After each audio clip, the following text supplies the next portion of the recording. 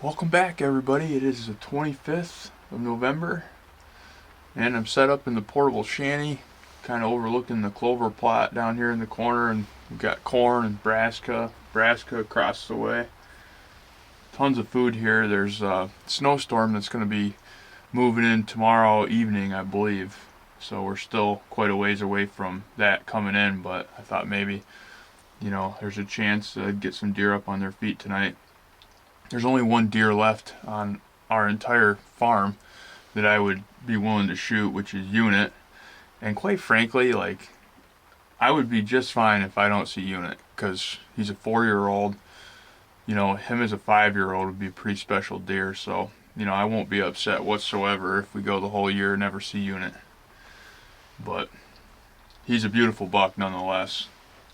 I had some questions about people were asking how the other deer are doing that I was encountering throughout the year. Blackie is alive and well, so that's one thing that I'm super excited about. Obviously, there's still quite a bit of gun season left and quite a bit of time, but as soon as we get this snow and we get some cold weather, I think we'll be able to hold him here, and we should be able to get him through, which would be awesome. Get him to 4.5 next year.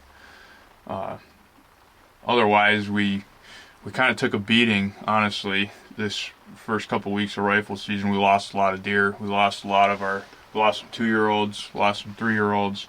But the reality of it is, it's going to happen. These deer are free-ranging deer. They travel. And quite frankly, this year was the worst case scenario for us when it comes to weather and the timing of everything. So this year was no doubt a late rut. It was one of the latest ruts that I've seen in the last 5 or 10 years, in my opinion. Typically peak rut November 3rd through the 10th. This year, I think it was more November 8th through the 20th. It was much later than normal.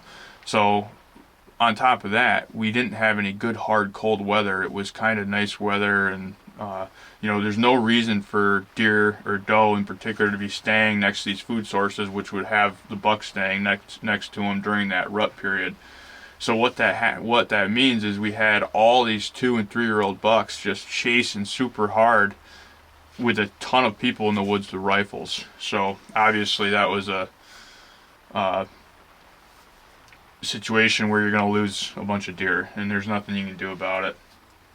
And that's fine. People can shoot whatever they want, and if it's a deer that makes them happy, more power to them. But for me personally, as a property manager and somebody that's trying to manage a deer herd and trying to get mature bucks, I've got to think, well, what can I do to make sure that doesn't happen? Well, I need to make sure that I can hold these deer. I've got to do things in the woods here to try to make it the habitat better so that they don't leave. Obviously, if it's a rut and there's a hot doe, nothing I can do will hold that buck here. So there's a lot of things that just were totally against me this year when it comes to that. There's nothing you can do.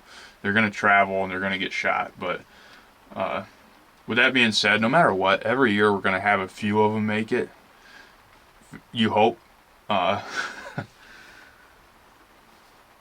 So we've got a few of them that are still alive, so that's good. But there's always a chance too that, especially if we get good hard cold snow and a lot of snow, we could pull one in from somewhere else with all the food that we have here. That was part of the reason why last year it worked out so great. We had, from the first week of rifle season, we had a really big snowstorm, and we got dumped on really hard, and we had a lot of snow throughout pretty much the entire rifle season. And what that meant was all those bucks really sucked onto our property right here with all the food. Obviously, I have 3 acres of brassica, 2 acres of standing corn. They had all the food and cover they could ever ask for, and I never go into the woods. I always hunt the edges. I hunt the main ridge, and I hunt the creek. But the bedding pines and the swamp area, don't ever go in there. So you never boot those deer out of there. They've got everything they need. They've got good cover, they've got no pressure, and they've got all the food in the world. So with that, last year we were able to get a ton of deer through. We had an enormous amount of 2-year-olds that made it, which definitely showed this year. We had a ton of 3-year-olds that were here. Now way less 3-year-olds, but that's fine. we've got a few that have made it, so we'll sit tight and see what happens tonight. There's been a ton of turkeys coming out here every day, so I wouldn't doubt we see some longbeards. There's a big group of longbeards and a big group of hens that have been coming out here. The one deer that bit the dust was my food plot pet.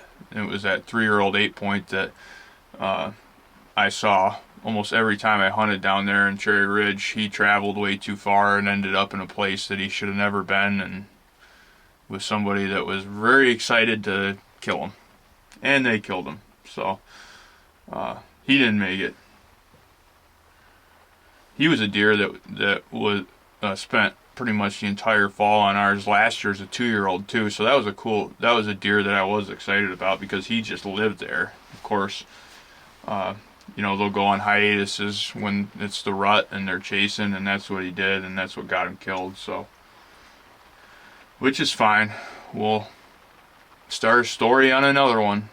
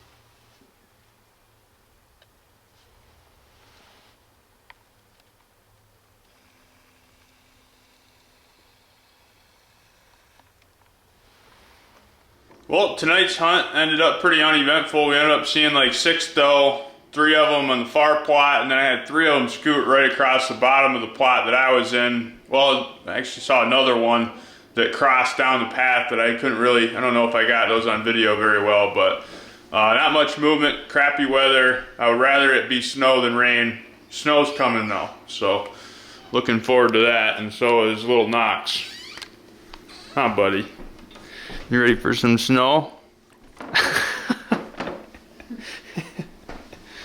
Yep, he is. Kaylee's ready for snow too. What are we cooking? Surprise. Surprise? I like the looks of this. Oh, the other thing I wanted to mention too was the deals on Tideweed's website for Black Friday. They got some like crazy deals. 65% off, and then you add my 20% discount code or 18%. Incredible. You really can't beat it. If you're looking for a ground blind or any hunting apparel or anything like that, feel free to check it out. With that, we'll wrap it up. Thanks for watching, everybody.